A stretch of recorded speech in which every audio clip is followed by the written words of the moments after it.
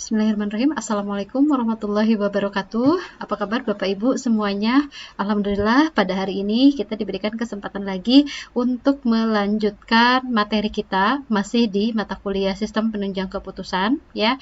Nah, pada kesempatan kali ini saya akan mencoba menerangkan salah satu dari algoritma SPK, yaitu Analytical Hierarchy Process, atau yang sering disebut juga atau lebih dikenal juga gitu ya dengan yang namanya AHP gitu. Nah, AHP ini sendiri ya, AHP ini sendiri pada dasarnya itu adalah merupakan sebuah proses pengambilan keputusan ya. Pada dasarnya proses pengambilan keputusan dengan metode apapun itu adalah memilih satu alternatif ya, memilih suatu alternatif. Nah, di mana peralatan utama atau tool utama dari analytical atau dari model analytical hierarchy process ini itu adalah sebuah hierarki fungsional, di mana input utamanya itu adalah merupakan persepsi manusia itu sendiri. Nah, mungkin dalam hal ini adalah siapa sih pengguna dari sistem tersebut ya. Nah, kemudian keberadaan hierarki itu memungkinkan dipecahkannya suatu permasalahan yang kompleks gitu ya, atau yang tidak terstruktur, di mana permasalahan yang kompleks tersebut itu bisa dipecah ke dalam sub-sub masalah ya, kemudian nanti bisa disusun menjadi suatu bentuk hierarki. Nah, AHP ini sendiri Bapak Ibu ya, AHP ini sendiri memiliki banyak keunggulan di dalam menjelaskan proses pengambilan keputusan. Nah, salah satunya itu adalah AHP ini dapat digambarkan secara grafis. Nah, secara grafik ya. Nah, sehingga kalau lebih visualisasinya lebih kena gitu. Nah, sehingga itu bisa mudah dipahami oleh semua pihak ya, tentunya yang terlibat di dalam setiap pengambilan keputusan ya. Nah, selanjutnya prinsip dasar dari AHP ini yang pertama gitu. Jadi yang disebut dengan prinsip dasar itu ketika di dalam menyelesaikan permasalahan dengan menggunakan algoritma AHP itu ada beberapa prinsip yang harus dipahami ya. Di antaranya pertama adalah membuat hierarki ya. Nah, sistem yang kompleks itu bisa dipahami dengan memecahnya menjadi elemen-elemen pendukung, menyusun elemen secara hierarki, dan menggabungkannya atau mensintesiskannya gitu ya. Nah, itu kalau dalam membuat hierarki. Yang kedua, prinsip AHP itu adalah penilaian kriteria dan alternatif. Ya, kriteria dan alternatif itu dilakukan dengan perbandingan yang berpasangan. Ya, menurut salah satu penulis menyebutkan bahwa untuk berbagai persoalan, nah alternatif ini dibuat dalam bentuk skala ya. Nah, maka skala yang terbaik itu adalah skala 1 sampai dengan 9. Ya, skala tersebut itu digunakan untuk mengekspresikan pendapat tentunya ya. Kemudian nah, di dalam AHP ini itu sebetulnya ada salah satu tabel ya mengenai skala penilaian perbandingan pasangan. Jadi ada aturannya gitu. Jadi kalau intensitas kepentingannya berapa, maka keterangannya itu seperti apa. Itu nanti akan kita bahas ya. Nah, berikutnya, setelah penilaian kriteria dan alternatif, prinsip ketiga adalah synthesis of priority atau menentukan prioritas ya. Nah, jadi untuk setiap kriteria dan alternatif itu perlu dilakukan perbandingan berpasangan disebutnya atau pairwise comparison ya. Di mana nilai-nilai perbandingan relatif dari seluruh alternatif kriteria bisa disesuaikan dengan judgement yang telah ditentukan. Gitu ya. Untuk apa ditentukan? Ya tentunya untuk menghasilkan bobot dan prioritas. Jadi kriteria mana nih nanti yang akan diprioritaskan? Misalkan dari 4 itu yang akan diprioritaskan itu ya mungkin salah satunya gitu ya, di mana satu kriteria tersebut itu yang memiliki nilai bobot yang paling besar. Nah, bobot dan prioritas itu dihitung dengan memanipulasi matrik ya, atau melalui penyelesaian persamaan matematika. Nah, jadi kalau misalkan Bapak Ibu mau menggunakan SPK ini, ya tentunya jangan alergi dengan rumus-rumus matematika ya, atau dengan pembuatan matrik, tabel dan lain sebagainya, karena hampir semua dari algoritma ini ya, baik itu AHP ataupun algoritma yang lain, yaitu tentunya pasti melibatkan manipulasi matrik. Kemudian yang keempat itu ada logical consistency atau konsistensi logikal, konsistensi logis gitu. Nah, untuk konsistensi ini, yang dimaksud dengan konsistensi ini itu memiliki dua makna ya Bapak Ibu. Yang pertama, objek-objek yang serupa itu bisa dikelompokkan sesuai dengan keseragaman dan keterkaitan atau relevansinya. Kedua, menyangkut tingkat hubungan antar objek ya, yang didasarkan pada kriteria tertentu tentunya ya. Gitu. Jadi konsistensi ini bisa diartikan atau bisa memiliki dua makna. Yang pertama tadi apa? Objek yang serupa itu bisa dikelompokkan sesuai dengan keseragaman atau keterkaitannya gitu ya. Nah, yang kedua, konsistensi pun bisa bermakna ini menyangkut tingkat hubungan antar objek gitu, yang didasarkan pada kriteria tertentu ya. Nah, berikutnya, nah ini yang tadi kita bahas ya, yaitu mengenai skala penilaian perbandingan ya, skala penilaian perbandingan. Skala penilaian perbandingan ini terbagi menjadi ada yang disebut dengan intensitas kepentingan, ada keterangannya gitu. Nah, di mana setiap intensitas kepentingan ini tentunya memiliki keterangan. Nah, ini untuk menentukan tadi pada poin kedua ya, yaitu tentang penilaian kriteria dan alternatif gitu. Jadi kita di dalam menentukan kriteria dan alternatif pun cara menilainya itu ada intensitas kepentingannya. Yang pertama, kalau intensitas kepentingannya nilainya 1, itu artinya kedua elemen itu sama pentingnya. Gitu ya. Jadi antara misalkan kriteria pertama A, kriteria pertama itu harus disiplin. Kriteria kedua itu harus tepat waktu misalkan gitu ya. Nah, kita bisa menilai antara dua kriteria tersebut. Apa intensitas kepentingannya? Kalau misalkan dikasih nilai 1, berarti antara kedua elemen tersebut itu sama pentingnya. Berarti memiliki nilai yang sama gitu. Nah, sekarang kalau intensitas kepentingannya 3, berarti memiliki keterangan bahwa elemen yang satu sedikit lebih penting ya dibandingkan dari elemen yang lain. Nah, begitupun dengan nilainya 5 nih. Kalau nilainya 5 artinya elemen yang satu lebih penting dari elemen yang lain.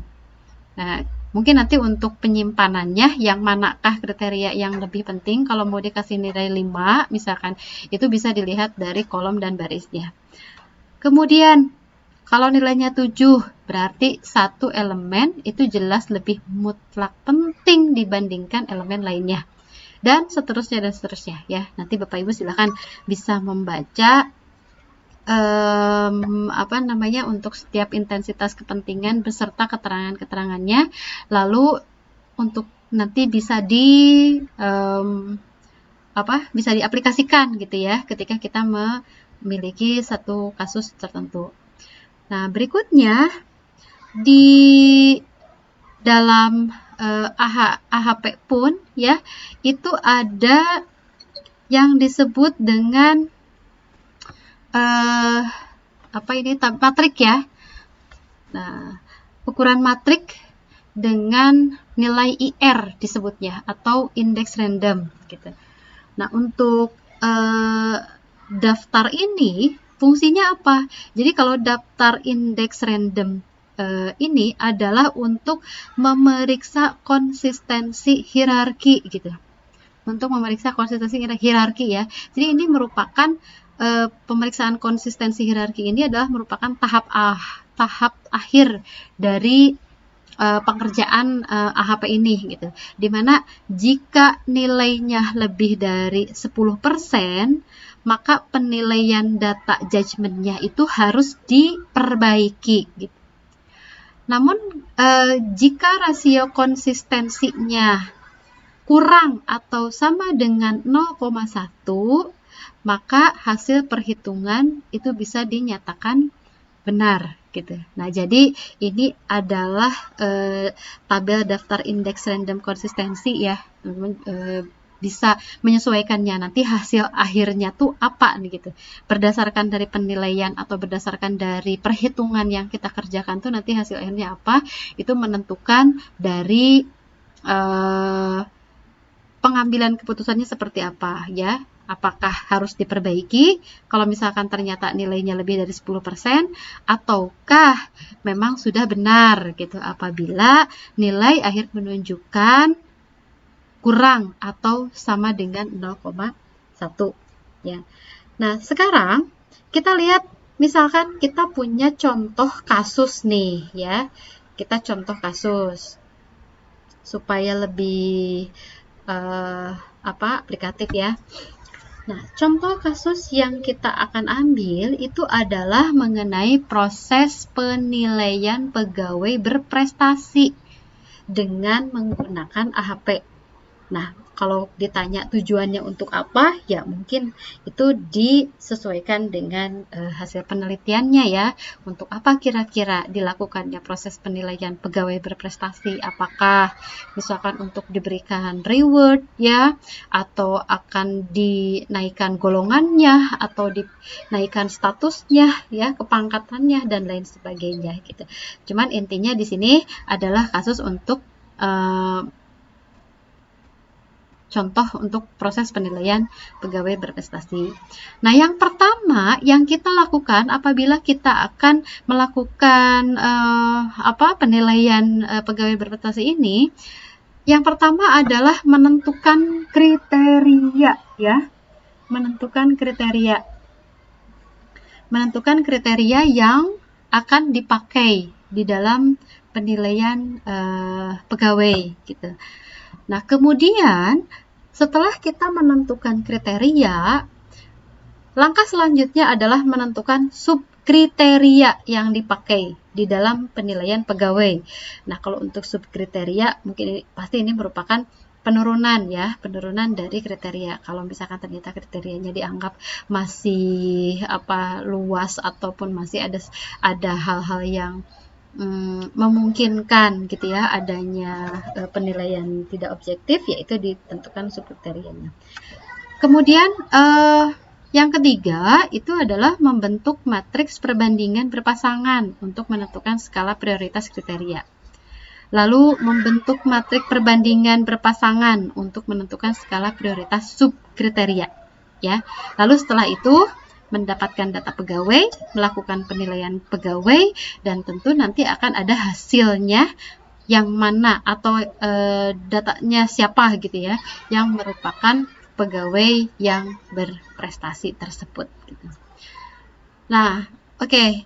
Nah, kalau misalkan kita membuat kriteria penilaiannya seperti ini, ya, di dalam menentukan pegawai apakah dia itu berprestasi atau tidak, sebuah perusahaan menentukan bahwa kriterianya itu ada 4.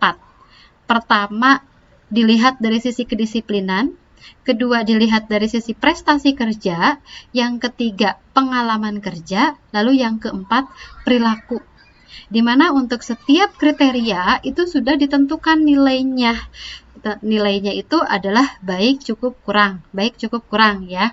Nah, berarti nanti si responden itu atau si penilai itu ya menentukan nilainya itu antara rate ini, apakah baik, cukup, atau kurang gitu ya.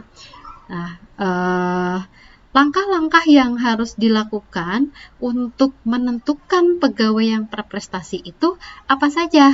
Yang pertama tadi ya, setelah kita melakukan kriteria penilaian, langkah selanjutnya itu adalah membuat matrik berpasangan. Ya, membuat matrik berpasangan. Matrik perbandingan berpasangan tadi ya. Nah, di sini dibuatkan matriknya. Karena tadi yang sudah kita tentukan itu ada 4 kriteria ya, maka di kolom dan di baris itu kita tentukan kriteria yang sama ya. Kedisiplinan, prestasi kerja, ya kemudian pengalaman kerja, lalu perilaku yang baik. Nah, untuk menentukan matrik perbandingan berpasangan ya, jadi pada tahap ini itu dilakukan penilaian perbandingan antara satu kriteria dengan kriteria yang lain gitu. Nah, maka hasilnya itu akan didapatkan seperti ini. Nah, angka 1 pada kolom kedisiplinan, baris kedisiplinan ya, angka 1 pada kolom kedisiplinan dan baris kedisiplinan itu menggambarkan tingkat kepentingan yang sama antara kedisiplinan dengan kedisiplinan. Tadi kita lihat untuk pada tabel intensitas pada tabel intensitas kepentingan ya. 1 itu keterangannya apa? Artinya kedua elemen tersebut itu adalah sama pentingnya gitu. Nah, kemudian angka 2 pada kolom prestasi kerja dan baris kedisiplinan ya, saya ulangi lagi, angka 2 pada kolom prestasi kerja baris kedisiplinan ya menunjukkan bahwa indeks kepentingannya itu 2. Apa 2? 2 itu artinya tadi nilai-nilai antara dua nilai pertimbangan itu dianggap berdekatan. Ya, atau boleh dibilang juga ya, yang pasti kalau berdekatan ya berarti ada salah satu yang paling lebih pentingnya gitu ya. Kemudian angka 0,5 pada kolom kedisiplinan baris prestasi kerja itu merupakan hasil perhitungan 1 dibagi nilai pada kolom prestasi kerja baris kedisiplinan. Ya, jadi angka 0,5 pada kolom kedisiplinan, kemudian baris prestasi kerja ya. Nah, itu didapatkan berdasarkan dari perhitungan 1 per nilai pada kolom prestasi kerja baris kedisiplinan. Ya, 1 dibagi 2 berarti 0,5 gitu. Nah, maka angka-angka yang lainnya pun itu didapatkan dengan cara yang sama. Nah, kemudian berikutnya, setelah menentukan matrik perbandingan berpasangan, tentukanlah matrik nilai kriteria. Nah, untuk matrik nilai kriteria ini diperoleh dengan menggunakan rumus ya. Rumusnya adalah nilai baris kolom baru itu merupakan pembagian dari nilai baris kolom lama dibagi jumlah masing-masing kolom. Ya, nah ini mungkin kalau dilihat di situ kan kedisiplinan ada 0,5 0,43. 0,43 itu didapatnya dari mana gitu ya? Didapatnya adalah dari nilai baris kolom lama ya. Di atas bisa dilihat ya, kalau nilai baris kolom lama itu antara baris kedisiplinan dan kolom kedisiplinan itu kan nilainya 1 ya. Nah, lalu 1 dibagi jumlah secara kolom kedisiplinan secara keseluruhan. 1 dibagi 2,33. Maka hasilnya adalah 0,43. Ya, seperti itu gitu. Jadi 0,43 itu ya tadi ya didapatnya dari situ. Kemudian nilai kolom jumlah itu diperoleh dari penjumlahan setiap barisnya. Jadi dari kedisiplinan, prestasi kerja, pengalaman kerja, kemudian perilaku itu ditambahkan ya, maka akan menghasilkan nilai 1,67. Kemudian prioritasnya itu hasil dari jumlah tersebut dibagi dengan banyaknya kriteria.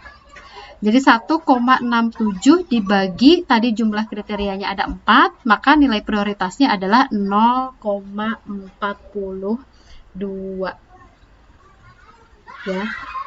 Jadi kalau ada pertanyaan ini nilai-nilai ini tuh dari mana? Nah, ini sudah dijelaskan ya.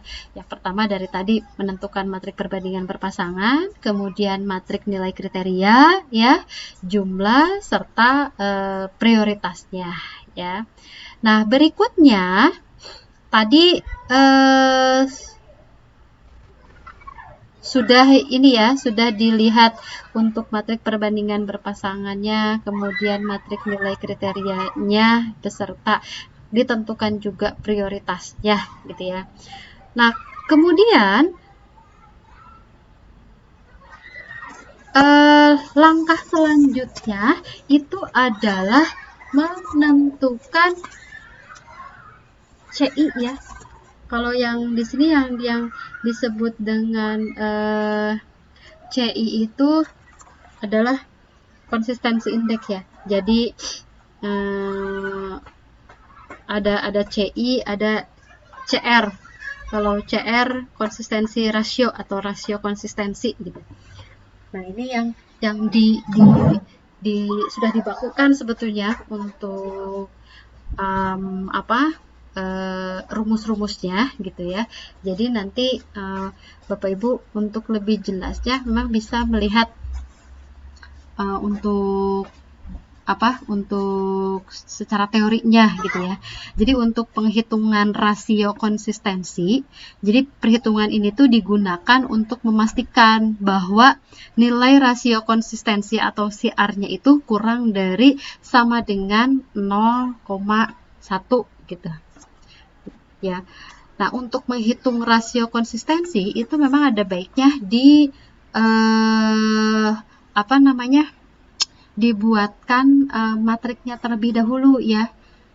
Jadi ada jumlah per barisnya, kemudian ada prioritas ya, yang tadi kan ada jumlah per baris, ada prioritas gitu. Nah, kemudian setelah itu baru menentukan prioritas subkriteria. Jadi subkriteria juga sama ya, harus ditentukan juga. Nah, gitu. Memang kalau untuk AHP ya lumayan banyak sih ya untuk prosedurnya, untuk tahapan-tahapannya. Jadi kita memang kalau ternyata si kriterianya itu banyak, nah itu memang agak kesulitan atau dirasa kurang cocok sebetulnya untuk menggunakan algoritma ini gitu ya, untuk menggunakan algoritma ini. Oke, nah selanjutnya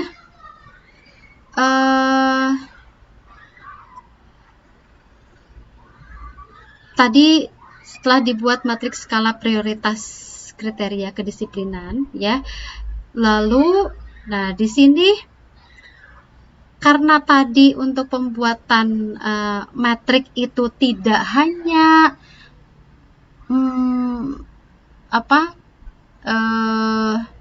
secara keseluruhan, tapi juga harus dibagi menjadi matrik perbandingan berpasangan ya. Nah, contoh misalkan kalau kita lihat satu-satu per kriteria, dari mulai kriteria prestasi kerja, kemudian pengalaman kerja, ya, dan perilaku gitu. Nah, untuk nilai dari apa ini namanya,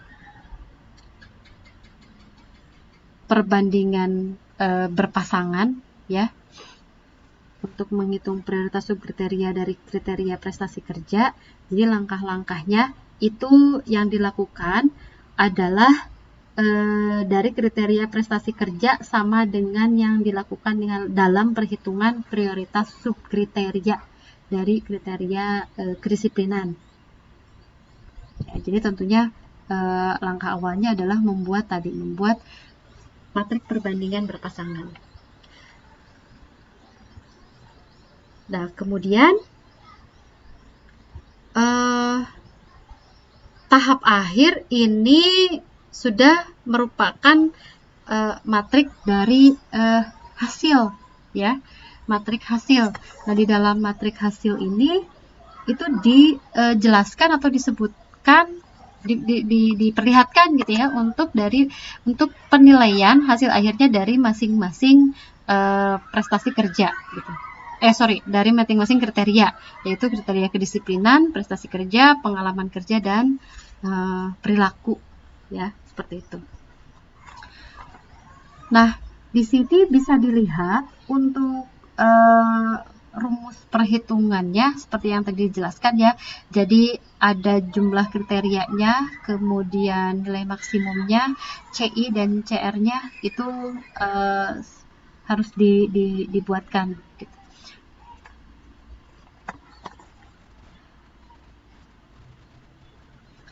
Kalau untuk matrik hasil itu, ya, hasil akhirnya nanti contohnya akan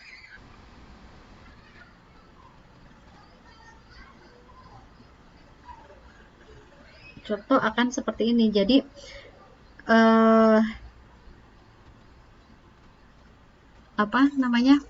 untuk total, ya, dilihat dari total berdasarkan data pegawai yang ada di sini, bahwa nilai kedisiplinan, prestasi kerja, pengalaman kerja, perilaku, dan seterusnya itu bisa dilihat, ya, itu berbeda-beda. Nah, kemudian penilaian subkriterianya pun di sini dijelaskan gitu, ya. Kalau dari segi kedisiplinan itu dirasa atas nama Ruben itu disebutnya cukup, untuk atas nama Rosalia baik, ya, dan seterusnya. Begitupun dari prestasi kerja gitu, ya. Nah, jadi di sini bisa dilihat hasil akhirnya, ya, itu pada yang paling besarnya itu penilaiannya itu yang mana? Karena di sini kan untuk setiap kriteria itu kan ada prioritinya, ya, tadi. Prioritinya yang paling besar itu yang mana? Mungkin bisa dilihat prioriti yang paling besar itu adalah dari segi kedisiplinan, misalkan, ya.